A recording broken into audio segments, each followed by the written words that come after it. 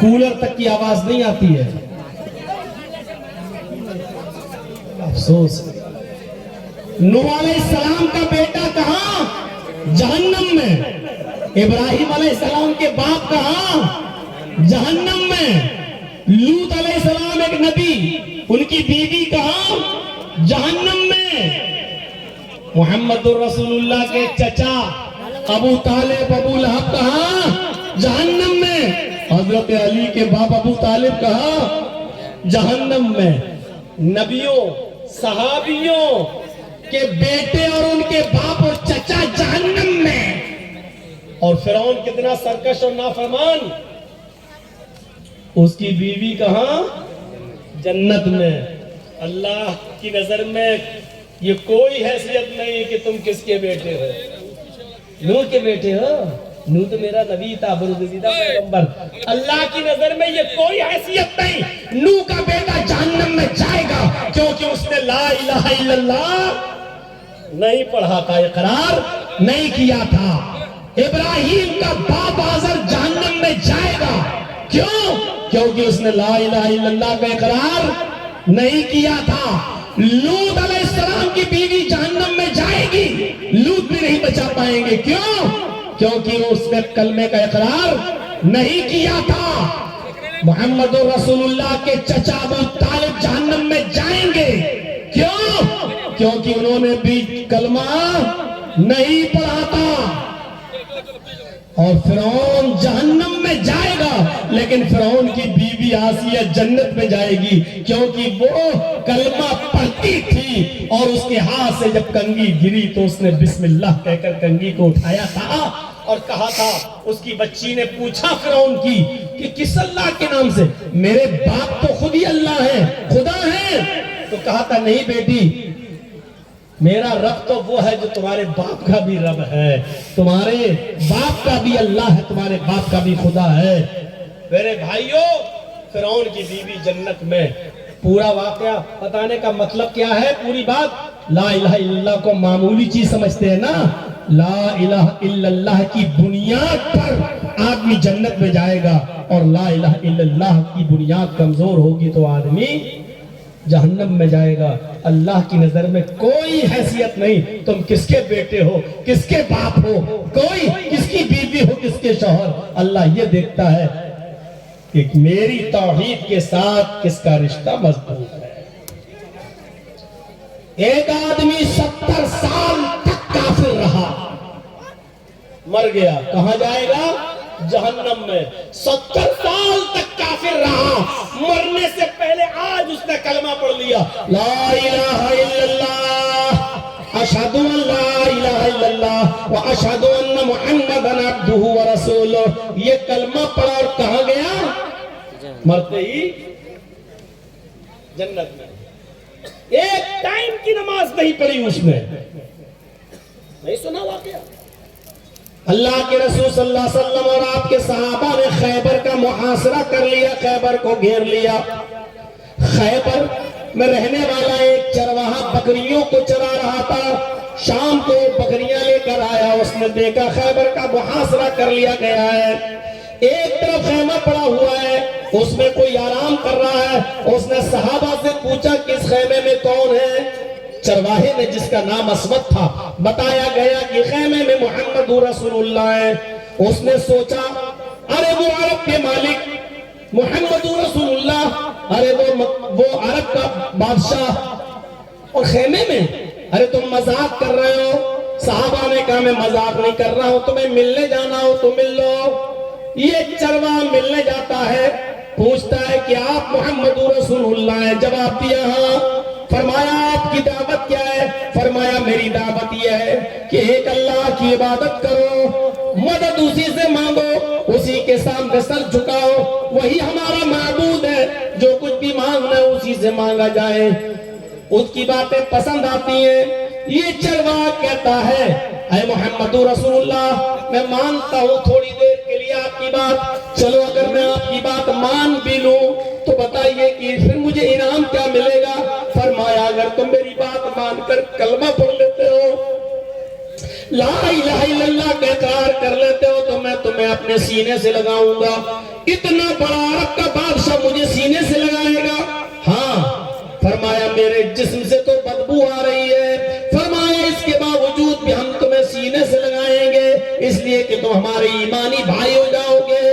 اس نے کلمہ پڑھا اشہد ان لا الہ الا اللہ واشہد ان محمدا عبدہ ورسولہ.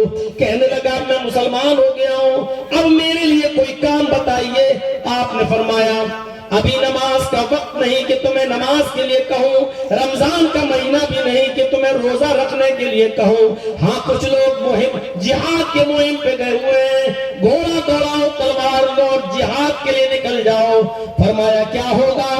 کہا اگر زندہ لوٹ کر آئے تو غازی کہلائے جاؤ گے, اور میدان جہاد میں اگر قتل کر دیے گئے تو شہید کہلاؤ گے, اور اللہ رب العالمین تمہیں جنت کے اندر داخل کر دے گا. اس نے تلوار اٹھائی, گھوڑا لیا اور جانے لگا. اللہ کے نبی نے فرمایا ابھی تم اس جہاد میں نہیں جا سکتے ہو. یہ بکریاں جو تم چرا کر لائے ہو یہ کس کی ہیں؟ کہا یہ میرے مالک کی ہیں. فرمایا ان بکریوں کو شہر کی آبادی تک لے جاؤ اور ان کو چھوڑ دو تاکہ یہ اپنے اپنے گھروں میں چلی جائیں. بے ایمانی کر کے اگر جہاد کرو گے, کسی کا حق مار کر جہاد کرو گے تو قبول نہیں ہوگا. لہذا یہ بکریاں ان کے مالکوں تک پہنچا دو. اسلام لا چکا ہے, جہاد میں ضرورت ہے صحابہ کی, ایک ایک آدمی کم پڑ رہا ہے. اس کے باوجود کہہ رہے ہیں پہلے لوگوں کی امانتیں واپس کرو, یہ بکریاں ان کے مالکوں تک واپس پہنچاؤ. بکریاں ان کے مالکوں تک واپس پہنچا دی گئی. فرمایا تم جہاد کے لیے نکلو. یہ آدمی جہاد کے لیے نکلا اور نکلتے ہی کافروں میں گھس گیا, اور بالآخر تھوڑی دیر تک ہی جنگ کر پایا کہ اس کی گردن پہ تلوار چل گئی اور یہ قتل کر دیا گیا. یہ اسود نامی شخص مار ڈالا گیا, اس کی گردن پر تلوار چل گئی اور یہ شہید ہو گیا. ابھی صرف محمد رسول اللہ کو معلوم ہے کہ اسلام لا چکا, صحابہ کو پتہ ہی نہیں کہ یہ مسلمان ہو چکا ہے, اسلام لا چکا ہے. میرے بھائیوں اس کی لاش پڑی ہوئی ہے, صحابہ پہچاننے کی کوشش کر رہے ہیں کہ یہ کافر کی لاش ہے یا کس کی لاش ہے, ہمیں تو پتہ نہیں. یہ ہمارے ایریے میں ہے, صحابہ کی مدد کر رہا تھا, ہم اس کو جانتے ہی نہیں یہ کون ہے, اور اس کی گردن کٹ گئی ہے. کیا دیکھتے ہیں کہ تھوڑی دیر کے بعد محمد رسول اللہ تشریف لاتے ہیں اور اس آدمی کو شہید دیکھتے ہیں, اس کی گردن کٹی ہوئی دیکھتے ہیں. فرمایا اے صحابیوں تم اس کو نہیں پہچانتے ہو, ہم اس کو پہچانتے ہیں. صحابہ نے کہا یہ کون ہے؟ فرمایا یہ وہ شخص ہے جس نے ایک وقت کی نماز نہیں پڑھی لیکن پھر بھی اللہ نے اس کو جنت میں داخل کر دیا ہے. اس نے کلمہ پڑھا بھی تھوڑی دیر پہلے, بکریوں کو اس کے مالکوں تک پہنچایا, میدان جہاد میں گیا اور شہید ہو گیا. میرے بھائیوں یہ کلمہ ہے, ایک وقت کی نماز بھی ابھی اس آدمی نے نہیں پڑھا تھا لیکن کلمہ پڑھا تھا. اب سوچو اگر اس کلمہ پڑھنے سے پہلے یہ مر گیا ہوتا تو کہاں جاتا, لیکن اس کلمے کی پڑھنے کی وجہ سے اب یہ آدمی جنت الفردوس کا حقدار بن گیا. یہ ہے کلمہ. فافضلها قول لا الہ الا اللہ, سب سے افضل چیز, افضل برانچ کیا ہے؟ لا الہ الا اللہ. اس بات کا اقرار کہ اللہ کے علاوہ کوئی معبود نہیں ہے, یہ سب سے افضل ایمان ہے. کہنا نہیں, دل سے بھی ماننا. لا الہ الا اللہ آدمی کہہ لیتا, اس کا مطلب صرف لا الہ الا اللہ کا مطلب یہ نہیں کہ اللہ کے علاوہ کوئی معبود نہیں. لا الہ الا اللہ کا معنی لا معبود الا اللہ, لا مسجود الا اللہ. یہ سارے معنی اس میں ہیں کہ نہ اللہ کے علاوہ کوئی الہ ہے, نہ اللہ کے علاوہ کوئی معبود ہے, نہ اللہ کے علاوہ کوئی مسجود ہے, نہ اللہ کے علاوہ کوئی ایسی ذات ہے کہ جس پر توکل کیا جائے. صرف اللہ ہی بھروسے کے لائق ہے, کیونکہ جب انسان رب اللہ سے رشتہ جوڑ لیتا ہے تو اس کا ایمان بڑا مضبوط ہو جاتا ہے. عبداللہ ابن حذافہ کو حضرت عمر فاروق رضی اللہ تعالیٰ عنہ ایک ملک میں بھیجتے ہیں اور عیسائیوں کے خلاف جہاد کا آرڈر دیتے ہیں. حضرت عبداللہ ابن حذافہ اپنے لشکر کے ساتھ, صحابہ کے ساتھ عیسائیوں کے ملک میں جاتے ہیں اور جہاد کرنا شروع کر دیتے ہیں. لیکن ان کی تعداد کم تھی اور عیسائیوں کی تعداد زیادہ تھی. عیسائی لوگ عبداللہ ابن حذافہ اور ان کے ساتھیوں پر غالب آ گئے اور اب حضرت عبداللہ کو اریسٹ کر لیا، عبداللہ ابن حذافہ کو گرفتار کر لیا، اور ان کے بعد جو صحابہ تھے ان سب کو گرفتار کر لیا۔ اب اس عیسائی نے کیا کہا؟ اس بادشاہ نے کہا عیسائیوں کے اے عبداللہ ابن حذافہ، دو شرط ہیں، ایک پوری کر دو ہم چھوڑ دیں گے تمہیں اور تمہارے ساتھیوں کو۔ عبداللہ ابن حذافہ نے کہا شرط بتاؤ؟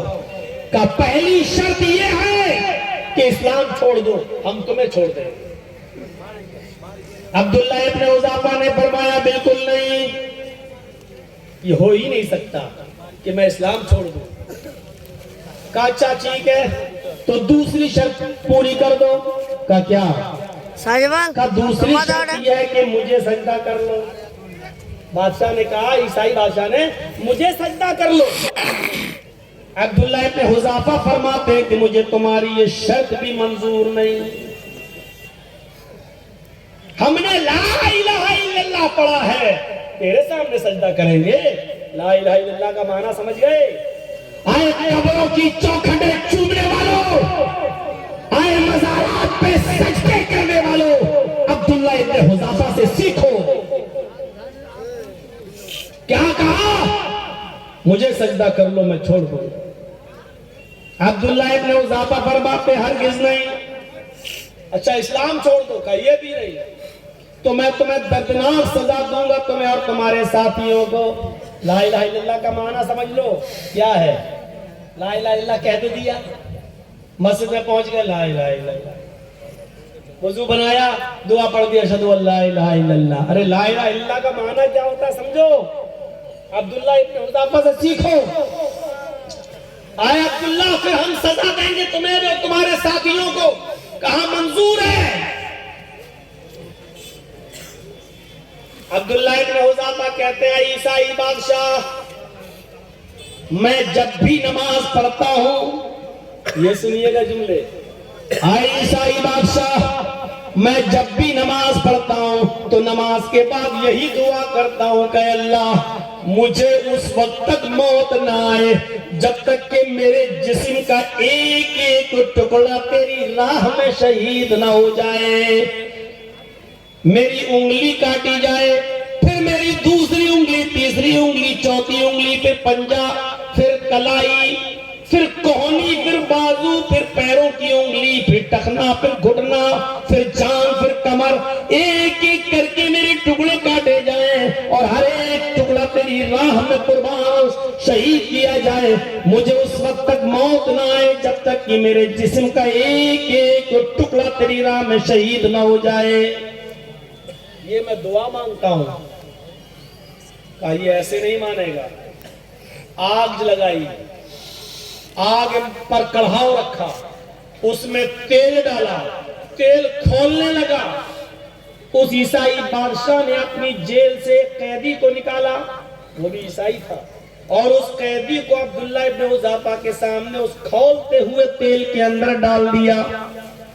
تیل اتنا گرم تھا، اتنا کھولنے والا تھا، جیسے وہ آدمی اس میں ڈالا گیا اس کے جسم کا ایک ایک عضو فوراً الگ ہو گیا، گردن الگ ہو گئی، ہاتھ الگ ہو گیا، پیر الگ ہو گیا اور چرمرا گیا، بالکل چرمر، پوری باڈی چرمرا گئی۔ ہائے عبداللہ ابن حذافہ، تمہیں اور تمہارے ساتھیوں کو یہ سزا دی جائے گی، دیکھ لو کتنی دردناک سزا ہے۔ عبداللہ ابن حذافہ کہتے ہیں ہر عیسائی بادشاہ اگر تو مجھے اور میرے ساتھیوں کو یہ سزا دے گا تو میں سمجھوں گا کہ میری نماز میں کی جانے والی دعا کی آج قبولیت کا دن ہے، آج میری دعا اللہ کی یہاں بارگاہ عزت میں قبول ہو رہی ہے۔ لا الہ الا اللہ کا مطلب سمجھ گئے آپ؟ سجدہ نہیں کیا، تکلیفیں اٹھانے کے لیے تیار۔ عبداللہ ابن حذافہ کے اس جملے کو سن کر وہ عیسائی بادشاہ کہتا ہے یار کس مٹی کا بنا ہوا ہے، اس کے سامنے ڈالا میں نے آدمی کو، پھر بھی کہہ رہا کہ آج میری قبولیت کی دعا کی قبولیت کا وقت ہے۔ سمجھ گیا کہ یہ ماننے والا نہیں، تو کہا اچھا سنو، آخری شرط، اگر اس شرط کو پورا کر دو گے تو جاؤ میں تمہیں اور تمہارے ساتھیوں کو چھوڑ دوں گا۔ کا شرط بتاؤ. کا شرط یہ ہے کہ تم آؤ میری پیشانی کا بوسہ لو, تم آؤ اور میری پیشانی کو چومو, یہاں کس کرو, یہاں بوسہ لو, اور تمہارے سارے ساتھی میری پیشانی کا بوسہ لیں. جو بوسہ لیتا جائے گا میں چھوڑتا جاؤں گا. عبداللہ ابن حذافہ نے تھوڑا سوچا اور سوچنے کے بعد فرمایا, اے عیسائی بادشاہ, یہ شرط مجھے تمہاری منظور ہے, ٹھیک ہے, میں تمہاری پیشانی کا بوسہ لینے کو تیار ہوں, کیونکہ یہ شرک نہیں ہے, گناہ ہے. بھائی میں ایک باطل کی عزت کر رہا ہوں, ایک باطل سردار کی عزت کر رہا ہوں, یہ گناہ تو ہے لیکن شرک نہیں ہے. لیکن یہاں جان بچانے کے لیے یہ گناہ کرنا جائز ہو گیا ہے, اور شریعت کہتی ہے اس وقت جان بچانا فرض ہے, یہ گناہ کر لو. مثلا سور کا گوشت ہی آپ کے پاس رکھا ہے اور کوئی حلال چیز آپ کو کھانے کو پاس ہے ہی نہیں, جبکہ یہ حرام ہے سور کا گوشت, لیکن آپ کی جان جا رہی ہے اور آپ سے کہا جا رہا ہے کہ یہ کھا کر اپنی جان بچانا تو بچاؤ, نہیں تو بھوکے پیاسے مر جاؤ, اور وہ سور کا گوشت اس وقت کھلایا جا رہا ہے, تو اس وقت شریعت کہتی ہے کہ اپنی جان بچانا فرض ہے. اگر آپ سے شرک نہیں کروایا جا رہا ہے تو حرام کام کر جاؤ, یعنی گناہ کا کام کر جاؤ, یہ سور کا گوشت اتنا کھا لو جتنے میں تمہاری جان بچ جائے, اپنی جان بچا لو, یہ فرض ہے, کیونکہ جان بچانا ضروری ہے. سور کا گوشت کھا لو گے تو کوئی گناہ نہیں ہوگا, لیکن پیٹ بھر کر نہیں, اتنا ہی جتنے میں تمہاری جان بچ جائے, شریعت اجازت دیتی ہے. تیری پیشانی کا بوسہ لینا بھی غلط ہے, لیکن چونکہ شرک نہیں ہے اور اس وقت جان بچانا ضروری ہے, کیونکہ شریعت کی کہاں اتنی تمنا کہ میرے جسم کے ایک ایک ٹکڑے ہو جائیں. اپنا جان دینے کے لیے تیار تھے لیکن شرک کرنے کے لیے تیار نہیں. اب وہی شریعت کہہ رہی ہے جان بچانا بھی ضروری ہے. اگر بوسہ دینے سے جان بچ رہی ہے تو اب جان بچاؤ, اب ضد مت کرو. اب اگر ضد کرو گے نہیں ہم بوسہ بھی نہیں دیں گے تو پھر اب تم حرام موت مر رہے ہو, اب غلط ہوگا. یہاں تم جان بچاؤ. شرکیہ جملہ نہ ہو, شرک نہیں, کفریہ جملہ چل سکتا ہے لیکن شرکیہ نہیں. اگر کہا جائے اللہ کا انکار کر دو تب میں چھوڑوں گا, کوئی گردن پہ تلوار رکھ کے کہے اللہ کا انکار کر تب چھوڑوں گا.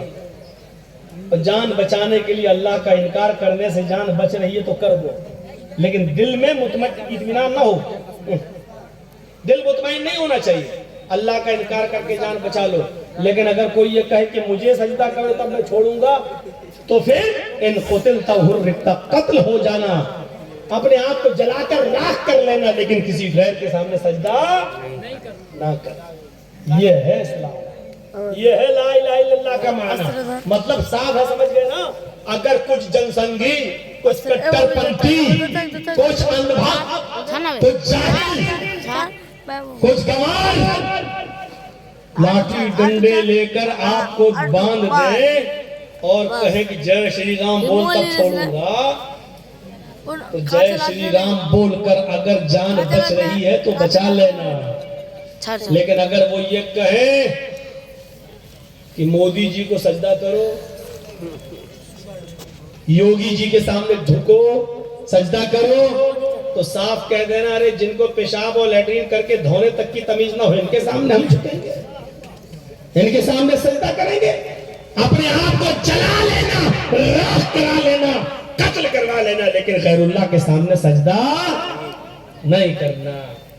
اللہ کا انکار کر کے جان بچ رہی ہو تو بچا لینا, لیکن شرک کر کے جان نہیں بچانا, ورنہ جان تو جا ہی رہی اور وہ مار ہی ڈالیں گے. اور تم سوچو جو سجدہ کرنے لگے اور انہوں نے مار بھی دیا تو زندگی بھی گئی اور جنت بھی گئی, دونوں گئی. ادھر زندگی جا رہی ہے لیکن جنت تو مل رہی ہے, ادھر جان جا رہی ہے, جانے دو, اس سے بہتر زندگی جنت میں ملے گی, کیونکہ اللہ جانتا ہے کہ میرے بندے نے یہ جان میرے لیے دی, اس لیے سارے گناہ معاف بھی کر دے گا, ڈائریکٹ جنت کے اندر داخل کر دے گا. تو میرے بھائیو یہ ہے لا الہ الا اللہ کا معنی. فَأَفْضَلُهَا قَوْلُ لَا إِلَهَ إِلَّا اللَّهِ, سب سے افضل کیا ہے؟ لا الہ الا اللہ۔ لا الہ الا اللہ کا مفہوم سمجھ گئے؟ اب سب سے نچلے درجے کا ایمان سمجھ لو، وہ بھی ایمان ہے اماطۃ الاذان الطریق، راستے سے تکلیف دہ چیز کو ہٹا دینا۔ گاڑی پہ ہم چاہ رہے ہیں 4 ویلر پر، اور کیلے کا چھلکا بیچ سڑک پہ پڑا ہوا ہے، آپ کو گاڑی روکنا پڑے گی۔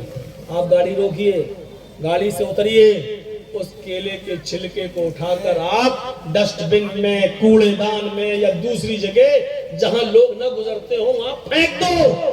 اگر آپ گاڑی کراس کر کے کیلے کا چھلکا زمین پہ پڑا رہا، ہو سکتا ہے کہ اس پر کوئی بوڑھا پیر رکھ دے اور پھسل جائے، کوئی بچہ پیر رکھ دے پھسل جائے، یا کوئی اور عورت پیر رکھ دے اور پھسل جائے، اس کے گھٹنے میں چوٹ لگ جائے، اس کے دانت ٹوٹ جائیں گرتے وقت۔ جس طرح راستے سے تکلیف دہ چیز کو ہٹانا ثواب ہے، اسی طریقے سے راستے میں تکلیف دہ چیزوں کا پھینکنا گناہ بھی ہے۔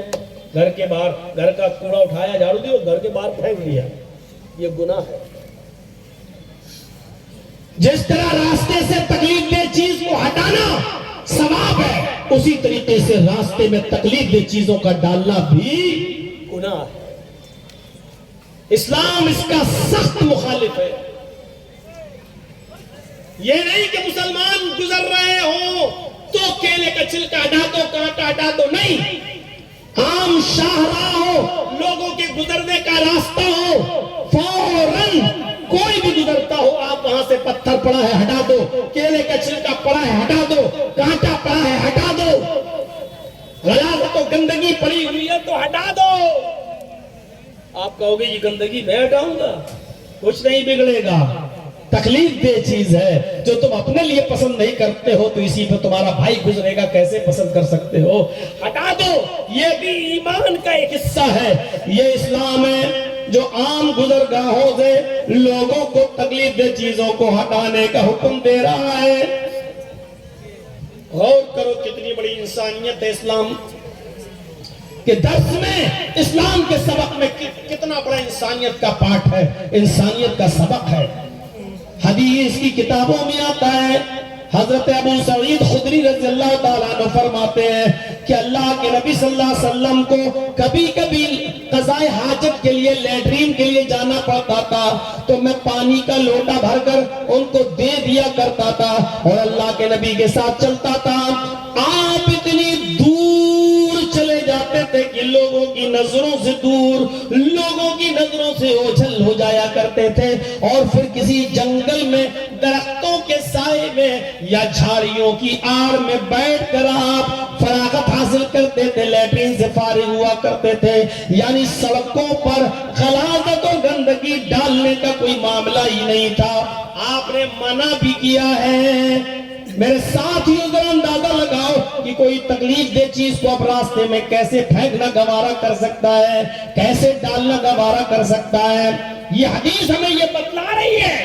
اسی طریقے سے اپنے گھر کے باہر اگر سڑک ہو اور لوگ جا رہے ہو اور آپ کی بیٹی یا بیٹے کی شادی کا ولیمہ ہو رہا ہے، آپ نے سڑک روک دی اور شامیانہ لگا دیا، تمبو لگا دیا اور لوگوں کو کھانا کھلانے لگے اور آپ کا وہ راستہ بند ہو گیا ہے، اب لوگوں کو 1 کلومیٹر دور سے آنا اور جانا پڑ رہا ہے، تو یہ بھی تکلیف دینے والی بات ہے۔ اس لیے یہ بھی اماطۃ الاذان الطریق میں شامل ہے۔ آپ اپنے گھر کے باہر شامیانہ نہیں لگا سکتے ہو، لوگوں کے گزرنے والی جگہ پر آپ تمبو نہیں لگا سکتے ہو، یہ بھی لوگوں کو تکلیف دینے کے معنی میں شامل ہوگا۔ بہت سی دیواروں پر لوگ لکھ جاتے ہیں، اپنا پرچار کر جاتے ہیں، یہ میرے گھر کی دیوار ہے، آپ کیسے لکھ سکتے ہیں؟ یہ بھی تکلیف دینا ہے۔ کسی کی دوسرے کی دیواروں پر کوئی پرچار کرنا، ٹائپنگ کرنا اور لکھ دینا، یہ بھی تکلیف دینا ہے۔ یہ بھی اسی زمرے میں شامل ہوگا، یہ بھی اسی زمرے میں شامل ہوگا۔ میرے پیارے ساتھیوں، گاڑی آ رہی ہے، آپ لے کے آئے ہیں اور راستے میں آپ نے پارک کر دیا جو لوگوں کی گزرنے کی جگہ ہے، لہذا اپنی گاڑیوں کو ایسی جگہ پارک کر دینا جہاں لوگوں کی گزرنے کرنے کی جگہ یہ بھی انہی چیزوں میں شامل ہے، وہی چیزیں اسی زمرے میں آئے گا۔ اماطۃ الاذى عن الطریق، جب راستے میں تکلیف ایک چیز کو ڈالنا صحیح نہیں تو راستے میں گاڑی کھڑی کرنا کیسے صحیح ہو سکتا ہے؟ رمضان کے مہینے میں رات کے 3 بجے اٹھ جانا اور مائک پکڑ کے زور زور سے حمد پڑھنا، نعتیں پڑھنا اور چیخنا اور چلانا کہ روزے دار بھائیوں اٹھو، سحری کر لو، اور اس میں قوالیاں پڑھنا یا بار بار نعتیں اور نظمیں پڑھ پڑھ کر شور شرابہ کرنا، یہ ساری کی ساری چیزیں تکلیف دینے کے زمرے میں آتی ہیں۔ تراویح بھی آپ مائک سے زور سے نہیں پڑھ سکتے ہیں، لوگوں کی نیند میں ڈسٹرب ہو، کیونکہ تراویح سنت ہے، فرض نہیں ہے۔ جو لوگ بیمار ہیں وہ سو رہے ہیں۔ میرے بھائیوں، رات میں اٹھ کر مائک پکڑ کے لوگوں کو اٹھانا، جبکہ بیماروں پر روزہ نہیں ہے، دودھ پلانے والی عورتوں پر روزہ نہیں ہے، حاملہ عورتوں پر روزہ نہیں ہے، بعد میں وہ قضا کریں گی، پورا کریں گی۔ جب ان کے لیے شریعت نے رخصت دی ہے تو تم ہنگامہ اور شور کر کے مسافروں کو بھی تنگ کر رہے ہو، ان عورتوں کو بھی تنگ کر رہے ہو جن کو شریعت نے روزہ رکھنے سے رخصت دی ہے۔ وہ بوڑھے لوگ جن کے اوپر فدیہ ہے، روزہ نہیں ہے، وہ دائمی مریض ہیں، وہ کبھی صحیح نہیں ہو سکتے، جب تک زندہ رہیں گے تب تک وہ بیمار ہی رہیں گے، صحیح ہونے کی امید نہیں ہے، تو وہ ایک مسکین کھانا کھلائیں گے صبح اور شام، فدیہ دیں گے، ان پر روزہ نہیں ہے۔ تو میرے پیارے ساتھیوں، آپ آواز دے کر ان کو کیوں اٹھا رہے ہو؟ جو عورتیں پیریڈ سے جن پر روزہ نہیں ہے، میرے بھائیوں آپ زور زور سے چلا کر ان کو کیوں اٹھا رہے ہو؟ یہ ساری کی ساری چیزیں تکلیف دینے کے زمرے میں آتی ہیں۔ اگرچہ تم روزے کے لیے اٹھا رہے ہو، اگرچہ تم مائک پر زور سے تراویح پڑھ رہے ہو، لیکن یہ تکلیف دینے کے زمرے میں ہے۔ تراویح ان لوگوں کو سناؤ جو آپ کے پیچھے پڑھ رہے ہیں، زیادہ سے زیادہ مسجد میں ساؤنڈ لگا دو تاکہ وہاں جتنے لوگ جمع ہیں وہ آپ کو سن سکے، لیکن ایسا مائک لگا دینا کہ پورے گاؤں میں تراویح کی آواز جائے اور سب کی نیند ڈسٹرب ہو، یہ تکلیف دینے کے زمرے میں آتا ہے، تکلیف پہنچانے کے زمرے میں آتا ہے۔ میرے بھائیوں، یہ تمام کی تمام چیزیں اماطۃ الاذى عن الطریق میں آتی ہیں کہ راستے سے تکلیف دہ چیز کو ہٹا دینا۔ آپ پریشان نہیں کر سکتے کسی کو۔ دیکھیے، اسلام نے اتنی بھی کسی دوسرے کو تکلیف دینا اتنا بھی گوارا نہیں کیا ہے۔ ایک مثال دینے کی کوشش کر رہا ہوں، سمجھنے کی کوشش کیجیے گا۔ اللہ کے نبی فرماتے ہیں کہ پہلی صف میں نماز پڑھنے کا ثواب اگر کسی کو پتہ چل جائے، پہلی صف میں نماز پڑھنے کا ثواب اگر کسی کو آگے والی صف میں جانے کے لیے پرچیاں ڈال کر نکالیں گے کہ کس کا نام آگے ہے، اتنا ثواب۔ اللہ کے نبی صلی اللہ علیہ وسلم فرماتے ہیں، اللہ تعالیٰ نے یہ بھی فرمایا کہ اللہ کے نبی نے فرمایا ابن ماجہ کی روایت، ان اللہ و ملائکتہ، اللہ اور اس کے فرشتے یصلون علی الصف الاول، ان لوگوں پر سلام بھیجتے ہیں، ان لوگوں پر ان لوگوں کے لیے دعا کرتے ہیں جو پہلی صف کے اندر ہیں۔ ابن ماجہ کی روایت ہے۔ غور کرو کہ قرآن میں اللہ نے کیا کہا، ان اللہ و ملائکتہ یصلون علی النبی۔ ابن ماجہ کی حدیث میں کیا ہے، ان اللہ و ملائکتہ یصلون علی الصف الاول۔ جو جملہ اللہ تعالیٰ نے نبی کے لیے استعمال کیا، اللہ اور فرشتے نبی پر سلام، نبی پر دعا اور رحمتیں بھیجتے ہیں، اللہ کے رسول نے وہ جملہ پہلی صف کے لوگوں کے لیے، اللہ بھی اور فرشتے بھی دعا کرتے ہیں ان لوگوں کے لیے جو پہلی صف میں۔ اب غور کرو کہ پہلی صف والوں کا مقام کتنا بلند ہوا، پہلی صف میں جو نماز پڑھتے ہیں ان کا درجہ کتنا بلند ہے، اللہ اور فرشتے جس کے لیے دعا کر رہے ہیں۔ لیکن اللہ کے نبی صلی اللہ علیہ وسلم آگے یہ بھی فرما دیتے ہیں کہ اگر تم بعد میں آئے، مسجد کھجا کھج بھری ہوئی ہے، تمہیں پیچھے جگہ مل رہی ہے، تو آپ نے فرمایا من ترک الصف الاول مخافۃ یؤذی مسلما، اگر کسی نے اس لیے پہلی صف میں جانا چھوڑ دیا کہ نہیں پہلی صف میں جانے کے لیے ہمیں لوگوں کو چیرنا پڑے گا، لوگوں کو اپنے ہاتھوں سے ہٹانا پڑے گا اور پھر پہلی صف میں جانا پڑے گا۔ اس نے پہلے صف میں اس لیے جانا پسند نہیں کیا کہ ہمیں لوگوں کو ہٹا ہٹا کر جانا پڑے گا، اور اس نے پچھلی صف میں نماز پڑھ لی تو اس کو وہی ثواب ملے گا جو اگلی صف میں نماز پڑھنے والوں کو مل رہا ہے، اس لیے کہ یہ دوسرے مسلمانوں کو تکلیف نہیں دینا چاہ رہا ہے، جو پہلے سے بیٹھے ان کو ہٹا نہیں رہا ہے۔ غور کیجئے میرے بھائیوں، کتنا بڑا درجہ اور کتنا بڑا مقام، کسی مسلمان کو تکلیف نہ دینا کتنی حیثیت رکھتا ہے۔